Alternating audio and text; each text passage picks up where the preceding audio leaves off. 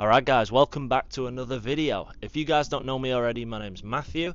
I'm from Blackpool in the UK and I'm a professional figure skater on Explorer of the Seas. And in this video we're going to do a Q&A about the cruise ship life, about what it's like working on a cruise ship, traveling the world, getting paid to do it, some of the fitness side of figure skating, and yeah, a bit about my life. So let's get into it. Alright, so question number one was, what's one place you want to go to?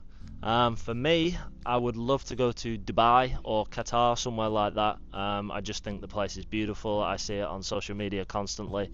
I was meant to go before COVID, but unfortunately the flights got cancelled due to COVID, and then I ended up going on ships. So that's one place I would love to go because it just looks amazing, right? Second question is, do you have a solo that you miss or love? Actually, yes, I do. So the solo that I love right now is actually the one that I'm doing because it gives me a chance to perform to a high level. The audience seem to love it very much because I get a nice applaud at the end. And the solo that I miss, I'd probably say the solo that I miss was skating to Andre Bocelli on Navigator. It wasn't a solo, it was with two other people. It was called Trio.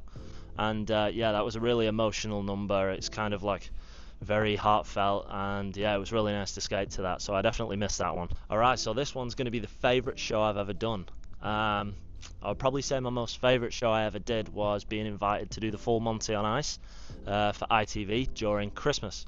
That was 2-3 years ago, and basically what it was a TV show raising money for cancer awareness or cancer research, and we got the option to skate with celebrities.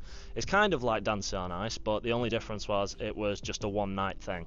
I think we performed to about 2.5 million people just in one night. There was no audience. They put like a TV screen up full of like people watching it on the webcam and stuff, and that was like really cool. I've never performed to like a virtual audience, which was interesting. I mean, we still heard the applause through the microphone and stuff like that, but yeah, that was cool.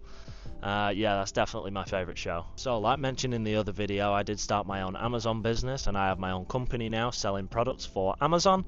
This is a full design thing by me. I made it myself. It's a great product. I thoroughly enjoyed making it. It's been a pleasure to do, and it's a boxing reflex ball, so it helps with hand-eye coordination, things like that. If you do feel like supporting me and helping me grow on Amazon for the first month of selling, you can find the product on my Instagram, or you can find it in the product descriptions and stuff like that. It will help me out hugely, and you'd be doing me a huge favor, so thank you very much for that. This is the strikrz boxing reflex ball, and I hope you guys enjoy if you purchase. Thank you. Have you ever had any major falls or injuries? I'm very fortunate, touch wood, that I've had no serious injuries in terms of breaking bones or doing tendons or anything like that. No, I haven't. But of course, I've been skating since I was 6 years old, so I've had plenty of knocks and bangs. Usually when you fall on concrete, you stop dead, whereas when we fall on ice, we keep sliding and rolling, which, yeah, it's kind of painful. But no, I've not had any serious injuries. Probably the worst one that I've had was probably when I was 15. I fell from a jump. 2 days later, I'll show you the picture of my kneecap now, and it was like ballooned like a little football on the side of my knee, so that was probably the most significant, but I'm very lucky I'm injury free. What made you start your YouTube channel? Okay, so this is kind of a different one because I've been putting this off for so long, but with starting a YouTube channel, it's just, I think it's such an interesting life that I'm living right now, where we get to travel the world, I get paid to do it, and yeah, I think I have an interesting life, getting to go to new places every day, meeting new people, seeing new places, and not everybody is an athlete for their job, you know, and not many people have the chance to do their passion for work, so I'm going to document it, and I thought it was a nice idea. Alright, the next one is, do they feed you? Yes, they do feed us. We have 2 cafeterias that are on the ship. We call them the mess here. We have the staff mess, which is on the deck 5 bit at the back, and then we have deck 2, I think it is, yeah, it's deck 2, where everyone else can eat. The food's free, of course. You can, of course, go to pay for food in the Windjammer if you go up to deck 11, but it's only $3, so like it's literally nothing. You can of course go to specialty restaurants. They do actually cost, but the food's that good that you're happy to pay, and we get a discount for it. But yeah, they do feed us. We have a room for free, and we have our food for free as well. Right, so this one is, what's your workout plan to stay fit for shows but also not fatigue for show days? I love to train. I love to go to the gym as much as possible. Yeah, of course I'm human, so we have a few days where I just chill out and relax, which I kill myself for, but I like to train every day. So I've always been super into bodybuilding. So I just train normal bodybuilding exercises. I'm trying to grow muscle constantly because for such a long time I can never put weight on, so I always train like that. It became muscle memory to train like that. And I just feel like I get great benefits from it. So I don't train specifically any type of way for skating or shows. I just do what I enjoy to do. Fave place you visited? I have to say the favourite place I've ever visited was Santorini in Greece. As a child I went there with my family as a guest, actually on a cruise ship, and it was beautiful then.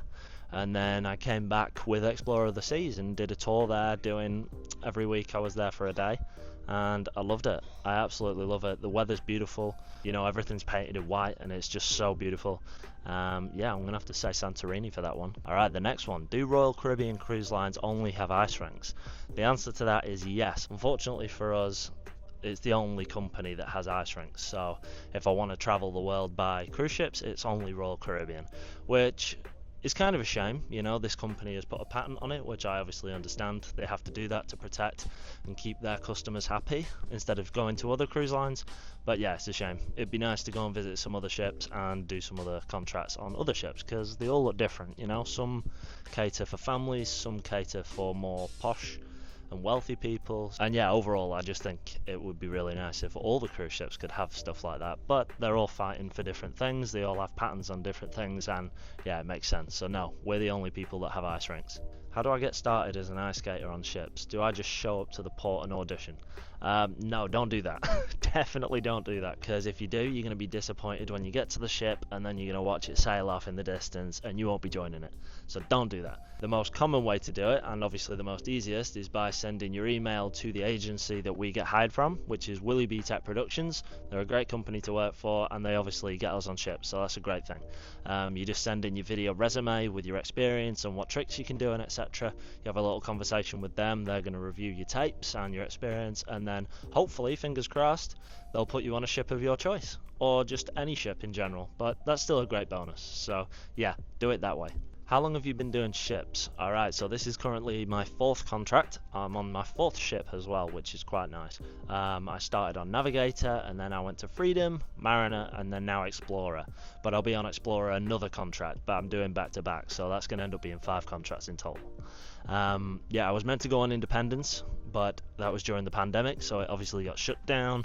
And that would have been really nice, because my nana and granddad only went on one cruise ship in their life, and it was Independence. So that was a nice, really full circle moment when I first got asked to do Independence. But because of the pandemic, we got put back, we were sat at home, and then eventually when we were allowed to leave, I was then contracted to go on the Navigator. So yeah, I've done 4 ships.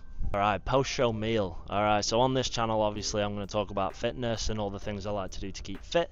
But after 2 shows, I'm that exhausted and I'm just desperate to get some calories in me, so I indulge the hell out of the show food. If you don't know what show food is, basically it's when the canteen's shut and the ice show has been running at that time. Usually the cooks will make something nice for us and bring it up to us, so we have something to eat at least. Because we don't want to finish a show and then the canteens are closed and we can't eat. So they provide us with something called show food. That usually consists of healthy food, but after 2 shows I never grab the healthy food. I'll usually have a couple of slices of pizza, maybe a beer, and just sit back and relax after a hard and intense 2 shows. Is it rocky on the ice whilst at sea? The answer is yes and no, to be honest, because when we're at sea, sometimes we can get it when it's really rocky, and then sometimes it's like glass, the water, and it's really nice. We have something on the side of the ship called stabilizers, which essentially, if the ship leans one way, then these almost propellers will stand out at the side and counteract the rockiness. So that helps, of course. When we were in Europe, for example, we had glass water constantly, so it was never any feeling on the ice when you're rocking. It just felt like we were, cruising still, and it was calm. It was really nice. But after we crossed over onto this side of the world and we went into winter time, it starts getting a little bit more bouncy. From my experience, when it's super rocky and I'm in the show, I'm not really thinking about it because I'm too busy concentrating on all the tricks that I'm doing. But of course you have to be aware that it's going to happen. Maybe if you take off from a jump, the ship rocks and the thing comes up a little bit.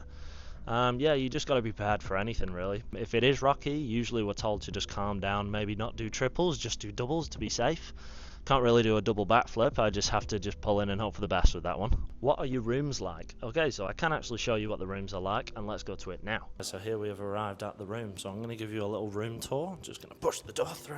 Whoa. And here we are. Hi, babe. Hi. Alright, so the first thing that happens when I walk through the door, I see this whiteboard, and this is all associated to my Amazon business. I write down everything that I need to do for the day or for the week, etc. So yeah, next to it we got the bathroom here, which you can go through, but currently we've filled the door with our shoes. As you can see, we'll come down here. Yeah, wow, this camera's so good. It's got all the shoes there and that, and then we've got hoodies on this side. We've got hoodies, and then I actually have a check sheet here of all the jumps and tricks. All the jumps and tricks that I've missed and fell. Luckily for me, I'm more consistent on landing jumps than I am falling. So yeah, we're gonna do that. I'll just throw that behind me there. All right, so now you're gonna come with me over here. This is our wardrobe. Basically, I'm using Ellie's Osmo mobile tracking thing, and it's so cool. That's why I got the camera and the mic. Yeah, it's pretty cool. So yeah, wardrobe. Right, next we've got the bathroom. So the bathroom is how it looks. You know, it's not massive, but it gets the job done. As here we can see, you've got a little mic here. Hello, hello, hello. You've got a toilet here. You got your sink, and that's where we put all our stuff, like for washing. I'm going to show you now the bed. Say hi, Ellie. Hi. So obviously we have a bed up there as well, but because me and Ellie like sleeping together, we share a single bed. So it's pretty tight. It's pretty tight, but we make it work. Got a little stand here where we do some laptop work, and we got a fridge down here as well. And have a look at that. There's a little fridge in there. Is there anything in there? No, but we have one at least. And then some drawers for electronics, stuff like that. There's a safe here as well, and a few bottles of wine, which obviously we're going to finish. And then over here on this side, we got our storage cabinets again, some drawers for Ellie, and a TV. That's pretty nice. And the most important drawer is the strikrz box. You can get them on Amazon now. Yeah, just go check it out. Right, and that's the room, guys. So I'm going to see you back on the ice. So bye, guys. Do you have quick changes in the show, and what's the hardest trick you do? Okay, so yes, we do have quick changes in the show. I'm very fortunate that in this show that I'm doing here on Explorer, no, I don't have any actual quick changes, but you know, quick changes are something that happens in every show. In some show you can go and you have 30 seconds, sometimes you have 20.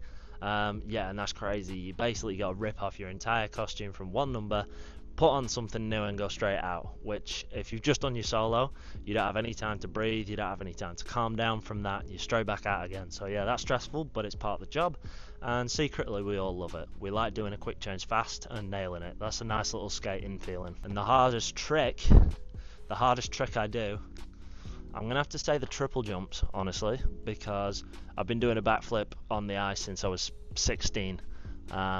I can't imagine how many thousands of backflips I've done. And I was even doing backflip on the floor when I was like 8 years old. So backflip's probably the easiest for me, even though it might look the most dangerous or scary, I don't know.